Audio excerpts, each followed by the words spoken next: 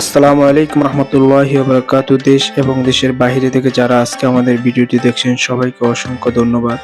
দর্শক, আজকে আমরা দেখানোর চেষ্টা করব পবিত্র মক্কা শহরে অবস্থিত ট্রিম মসজিদের সামনে বাংলাদেশিরা কিভাবে তরকারি বিক্রি করেন। তো দেখতেই থাকুন আমাদের ভিডিওটি।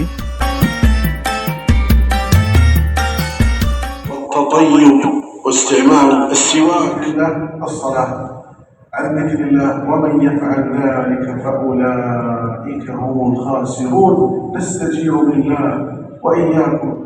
দোকানের তুলনায় মসজিদের সামনে এই শাকসবজি ফলগুলো অনেক সস্তায় পাওয়া যায়, এজন্য মুসল্লিরা এখান থেকে কিনতে অনেক স্বাচ্ছন্দ্য বোধ করেন। এছাড়াও এখানে রয়েছে মোবাইলের বিভিন্ন ধরনের হেডফোন, চার্জার। মাত্র 5 রিয়াল 10 রিয়ালের মধ্যে আপনারা পেয়ে যাবেন এগুলো।